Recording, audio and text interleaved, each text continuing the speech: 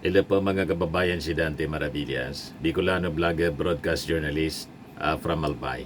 Pag-usapan natin mga kababayan yung papreskon ni dating DILG Secretary and now Antipolo City Congressman Ronaldo Pono, kasi sa preskon kahapon medyo napikon-pikon itong si Ronnie Pono, Deputy Speaker po ng Kongreso, sa mga patutsada ni Chis Escudero. Itinuturo niya yung Kongres na nasa likod daw ng demolition job laban sa kanya. Madaling sabi, sinisiraan sa issue ng flood control na pangalanan kasi yung kontraktor na kaibigan niya.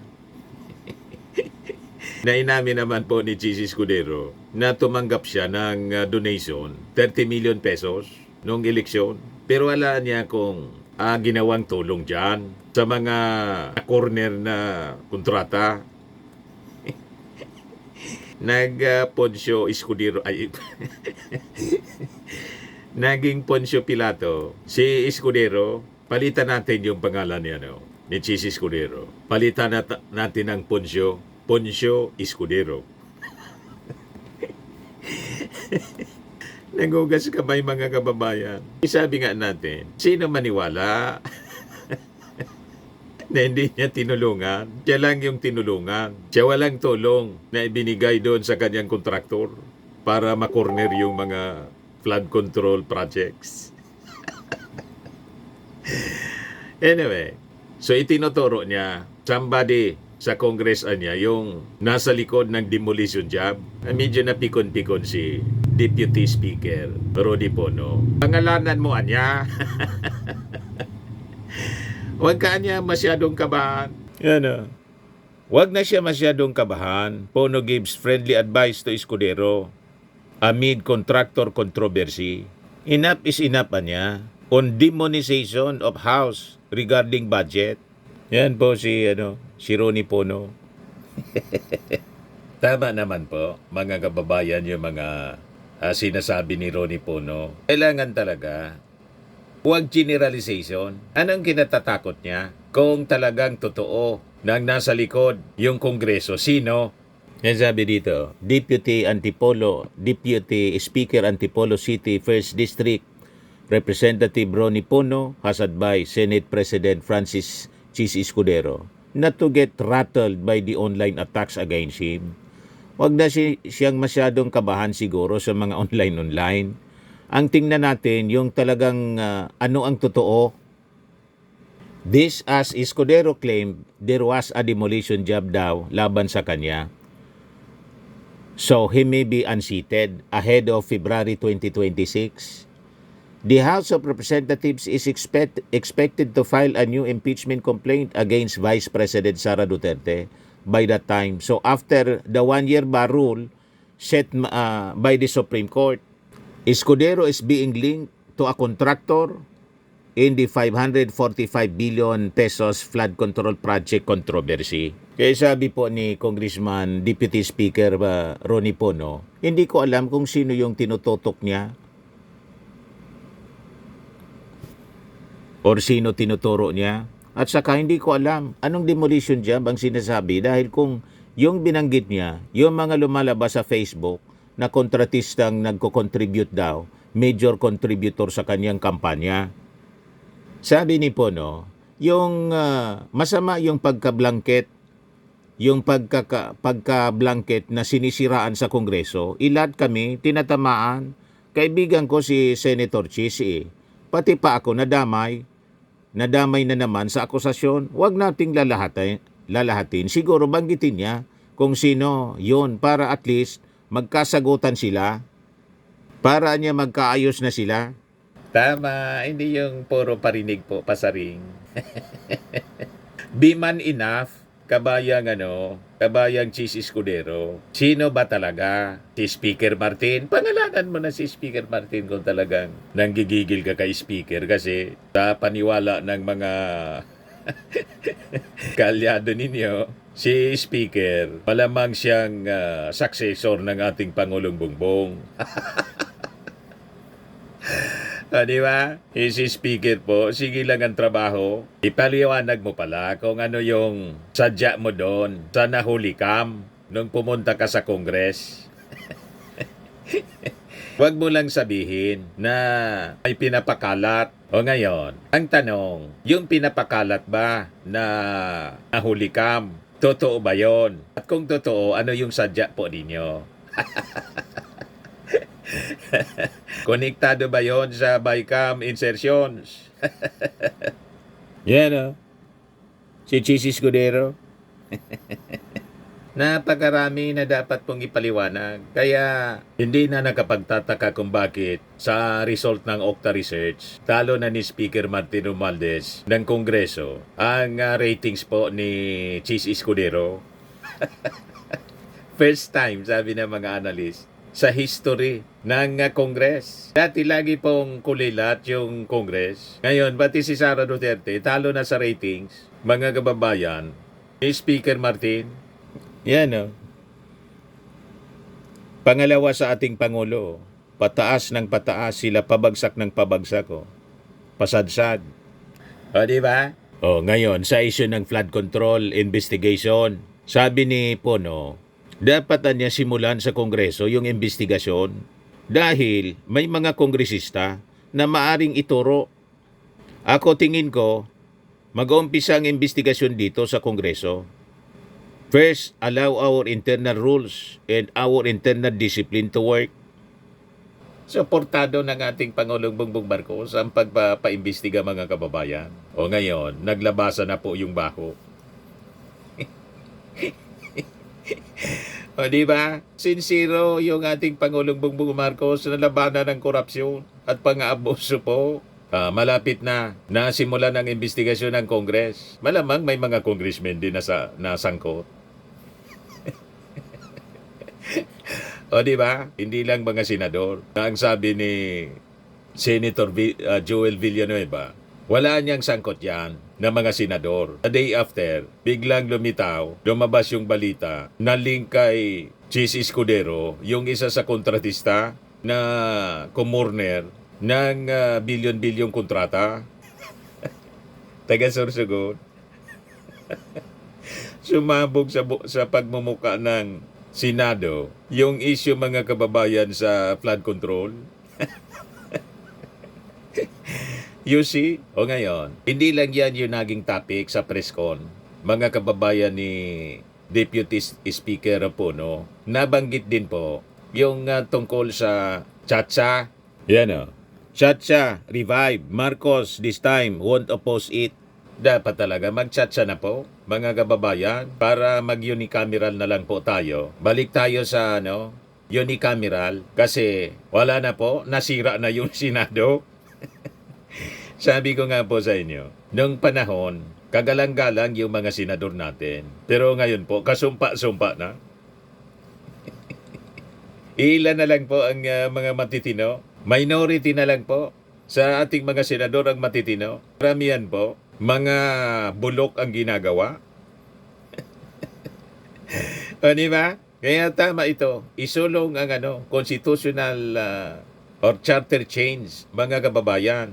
At ang sabi dito sa balita, hindi ito haharangin ng ating Pangulong Bongbong Marcos. Yan sabi dito sa balita, President Marcos this time will not oppose calls to amend the 1987 Constitution through a constitutional convention or CONCON, so long as it would help improve and prevent loopholes in the provisions of the charter, sabi po ng Palasyo Malacanang.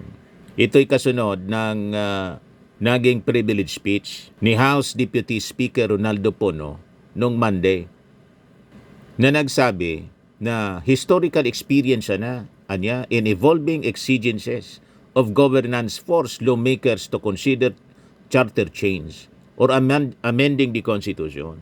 One particular example, sabi niya, he cited was the interpretation of the word forthwith in Article 11, Section 3, 4 on impeachment. As he noted how a single ambiguous word can become the justification for legislative inaction, procedural manipulation, or worse, the loss of accountability itself.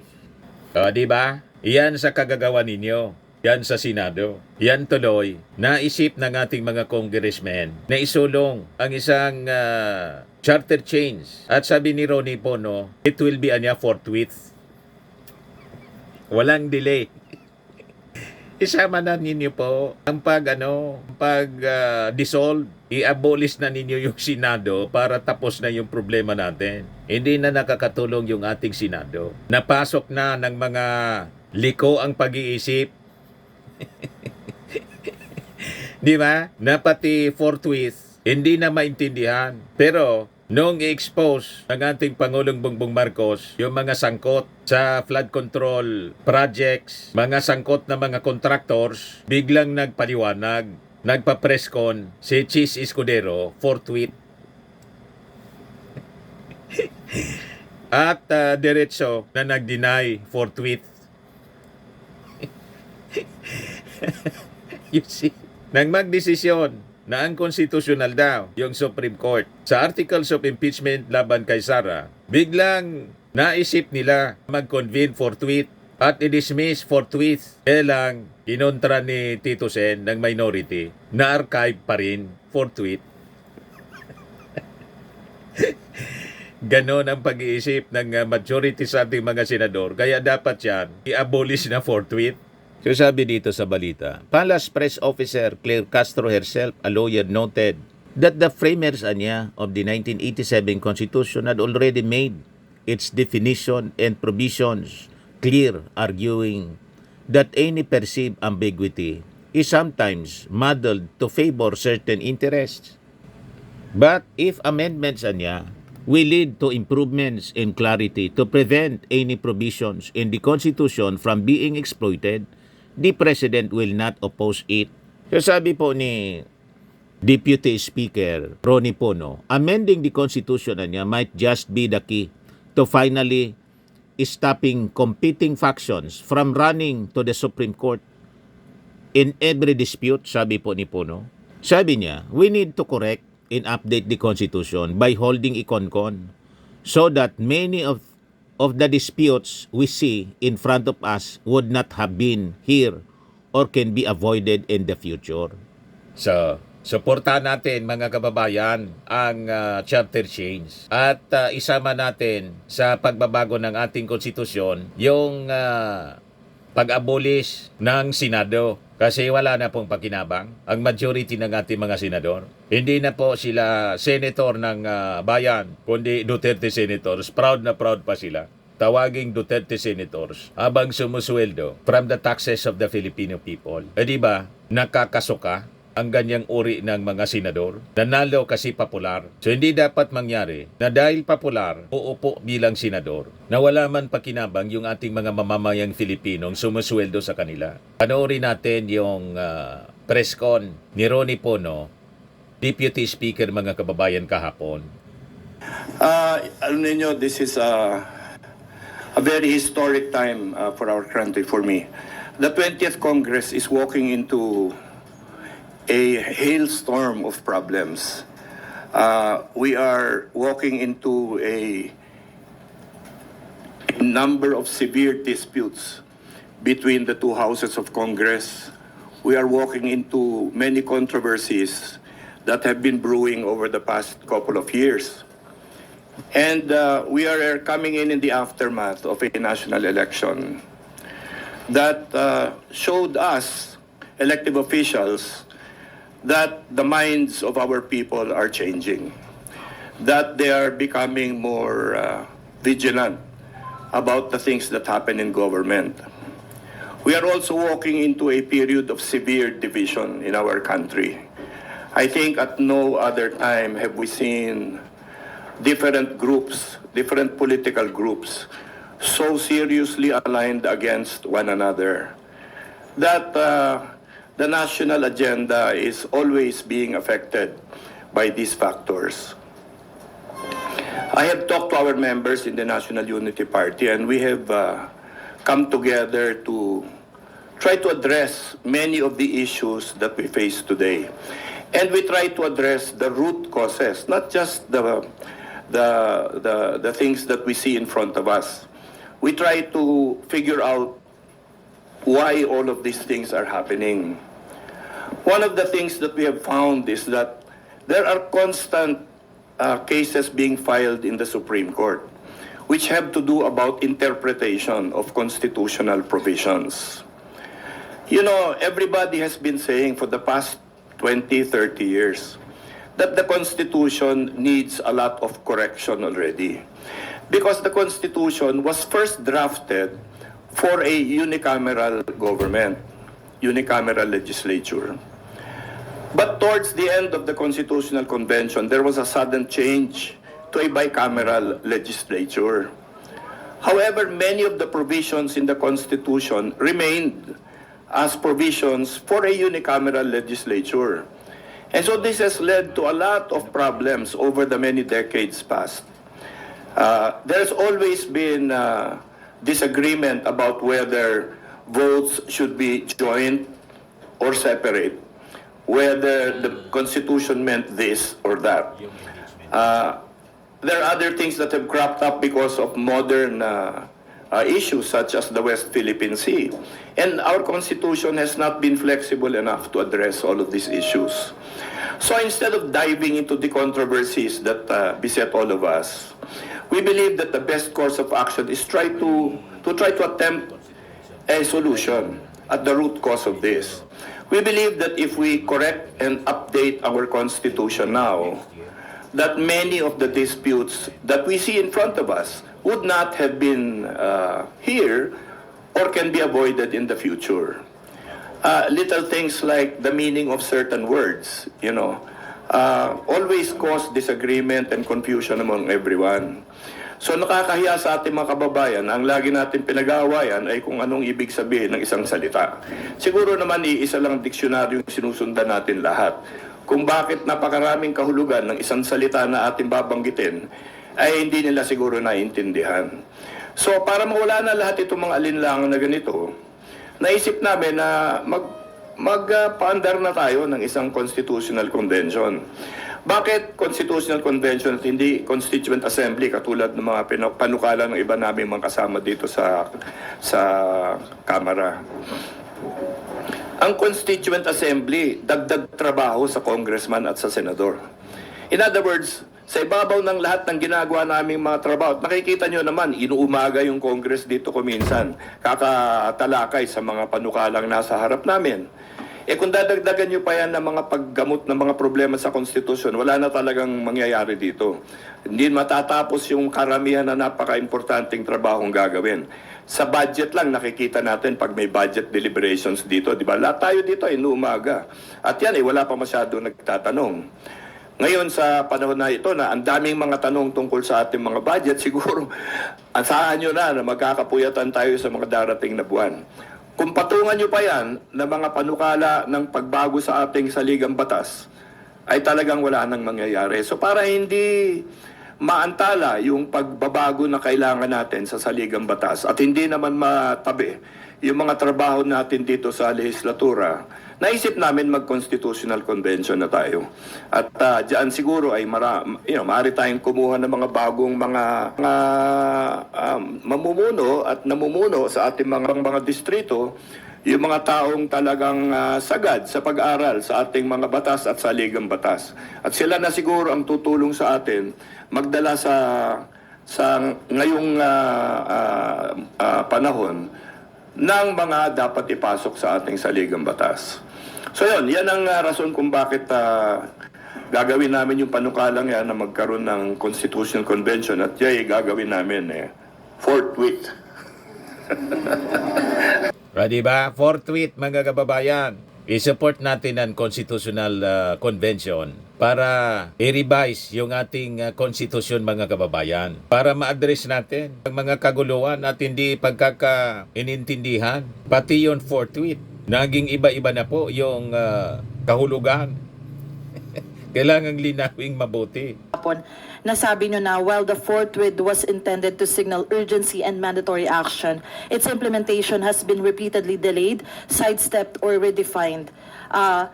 Kayo po, sir, with this proposal nga for constitutional convention, ano po ba yung nakikita nyong magandang maging hakbang para maisaayos tong particular work na talagang pinagtatalunan po ngayon patungkol nga sa issue ng impeachment? Mga proseso ng hudikatura, no? Kadalasan may mga specific na period, no, na sinasabi. Magpa-file ka ng kaso, you have to answer within 7 days, 10 days of the filing. Normally nakalagay kung ilang araw, no? Yung forthwith kasi walang araw 'yun eh, no? So, dapat siguro sa mga provisions ng ating saligang batas relative to impeachment sa mga darating na panahon, ilagay na natin yung mga period, parang katulad ng kahit anumang proseso sa husgado, di ba? Lagyan natin ng araw. O, pagka nag-file yung Congress dito, kailangan within 7 days, umpisa na yung hearings. Ganon. Kasi pag malinaw na 7 araw, 7 araw yun. Yun, mahirap na sigurong i-forthwith yun. Di ba? Pero ang problema kasi, maraming mga salita sa ating saligang batas, hindi sinasabi talaga kung ano ang specific na ibig nilang sabihin. So, yan, halimbawa, yan, sa impeachment talaga, ang magiging panukala namin dyan, ilagay yung period. Talagang ilang araw, ilang oras, ilang linggo, talagang malinaw para wala nang pag-uusapan na kung kailan ba talaga yan. Di ba? Opo. And last na lang po from my end, DS Puno. Kung matutuloy itong itinutulak nating Constitutional Convention, sa inyong palagay, paano mas isusulong yung accountability sa government at paano mas mapupursue yung mga katulad ng impeachment or other measures para talagang magkaroon ng accountability sa mga opisyal ng gobyerno, sa mga ahensya ng pamahalaan? Alam mo, accountability is a moving thing. Di ba? Accountable tayo dapat araw-araw. Hindi lang sa mga kung anong panahon. So, maraming mga proseso dapat ipasok dyan to ensure accountability. Yung impeachment ay isa lang yan. Ang impeachment kasi inalagay yan sa mga taong mga constitutional officers, no, na hindi mo pwedeng basta-basta tanggalin. Di ba? So, constitutional officers, for example, hindi mo pwedeng alisin sa gitna ng kanilang mga termino bago matapos yung kanilang nakalaad na termino. Kaya nagkakaroon tayo ng impeachment. Meron din tayong proseso sa accountability na pupunta sa ombudsman na kahit anong oras pwede kaming mga public officials demandahin ng kung ano-anong kaso, dalhin sa ombudsman, nasuspindi rin sila doon. So accountability is all over the Constitution. It is all over our laws.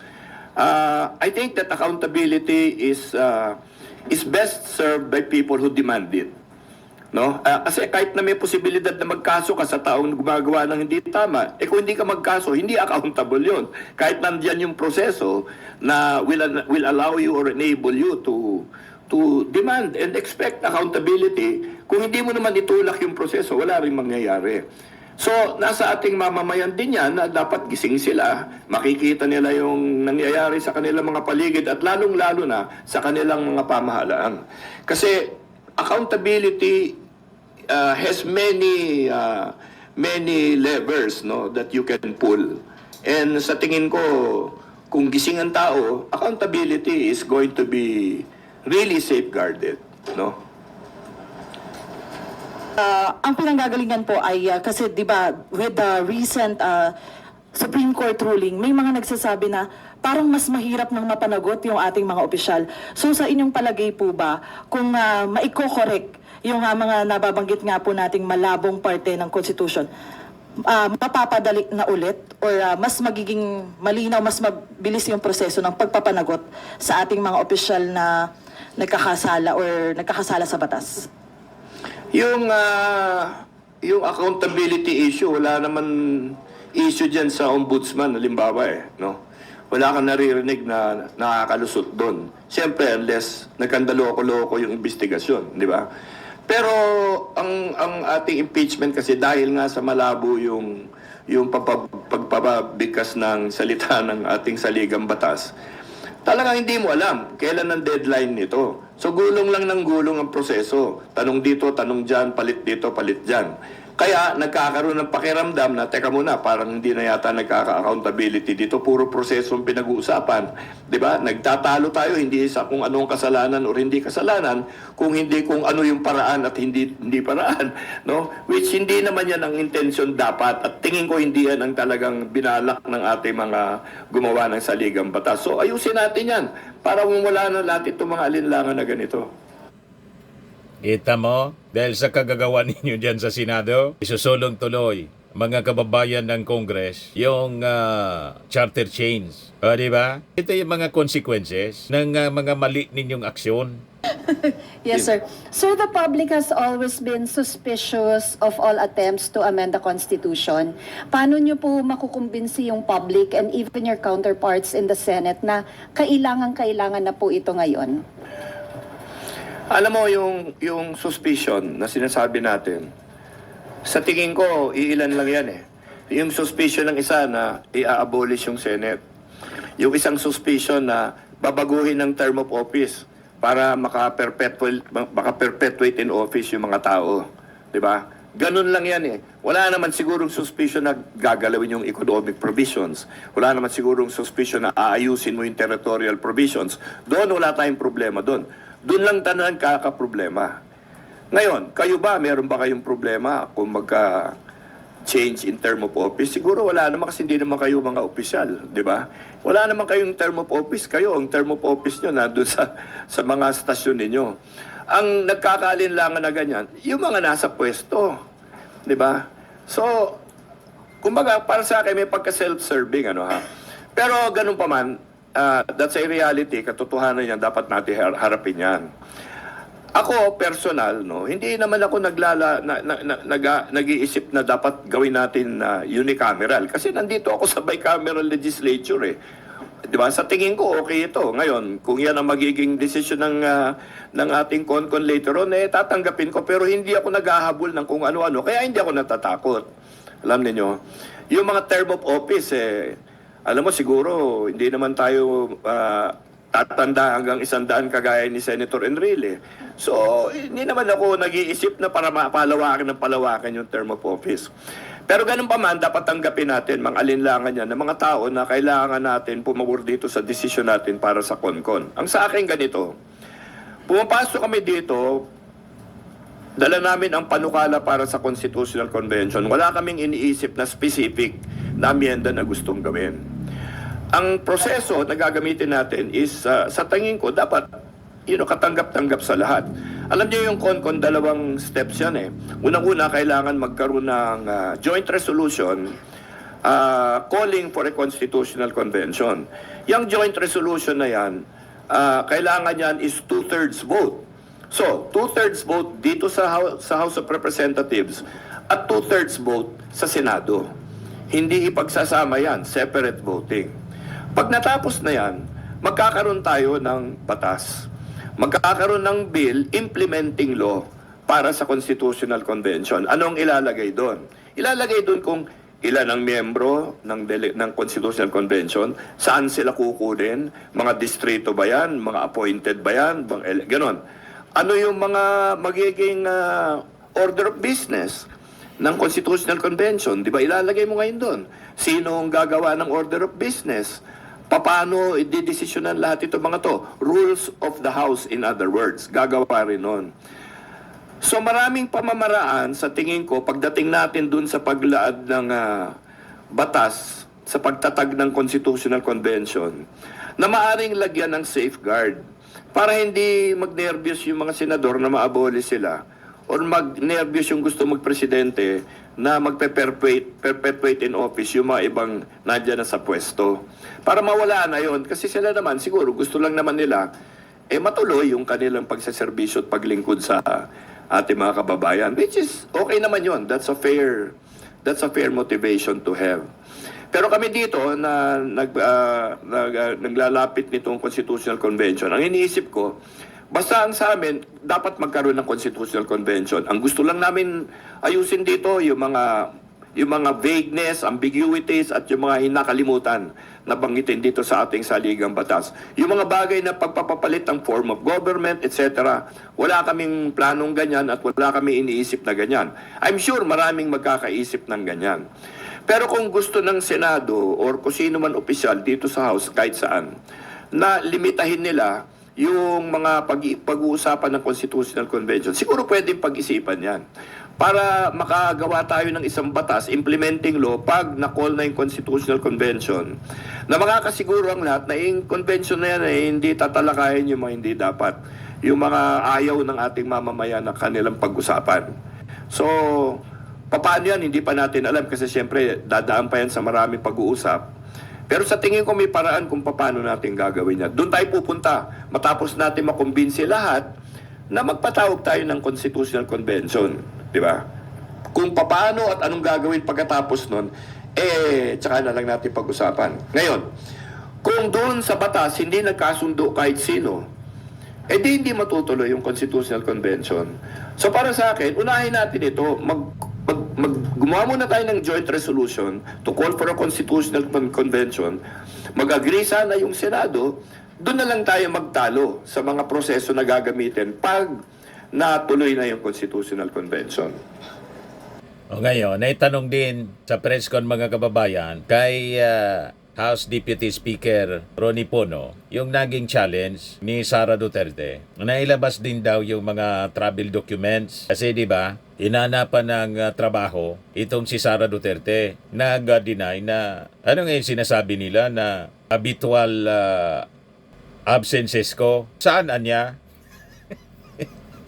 Sabay amon sa Congress. Ito, mga kababayan, yung sagot ni Congressman Deputy Speaker Pono.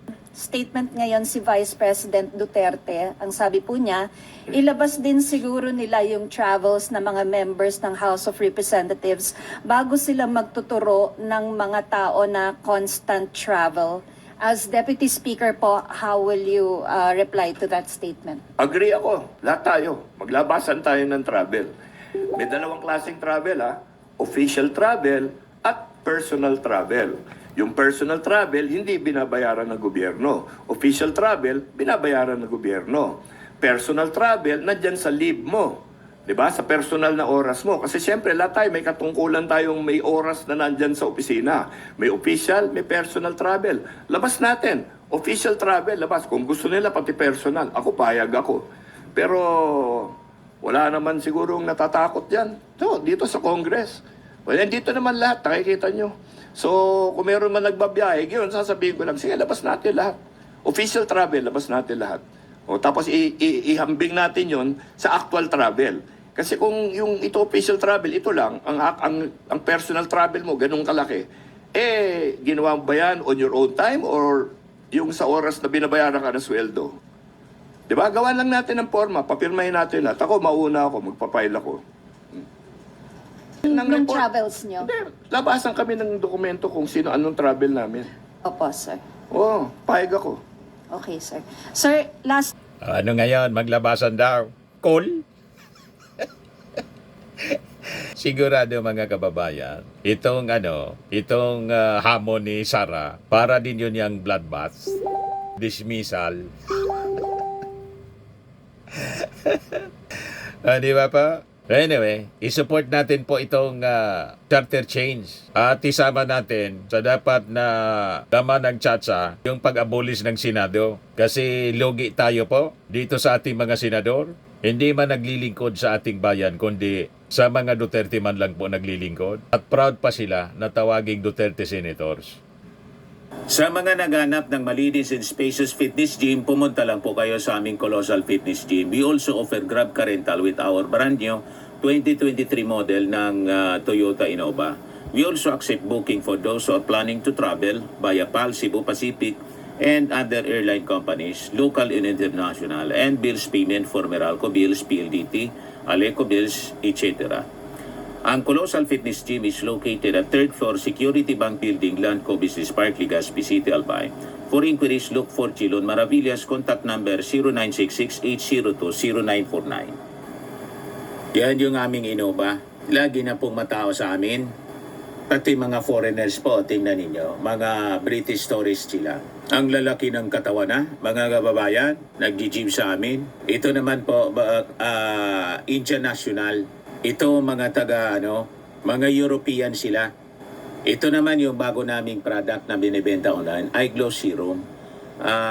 Whitening po siya galing sa South Korea. Tingnan ninyo yung epekto sa aking anak na architect entrepreneur, Riz Maravillas. For inquiries, look for Riz Maravillas on FB.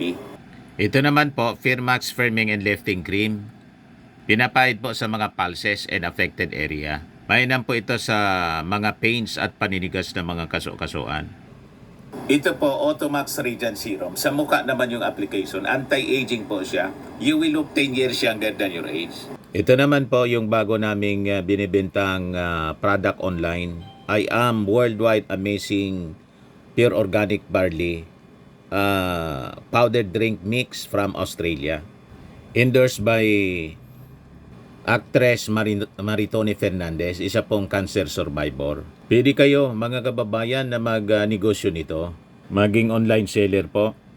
Tingnan ninyo yung aking anak na architect entrepreneur. Laging may order. Marami kaming stocks po. Napaka-stable at malaki yung ating company.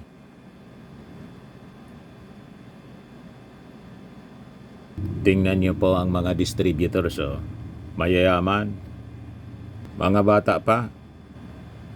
Ang health benefits niya po, boost immunity, improves digestion, enhance energy levels, packed with antioxidants, prevent cancer. Para sa inyo mga business inquiries and orders, contact nyo lang po kami at yung aking anak, Riz Maravillas. Sa mga mahilig po sa mga imported bags and wallets, i-message na lang po ninyo si Ma'am Eileen Rosales, Eileen Closet. Naka-base po siya sa Amerika.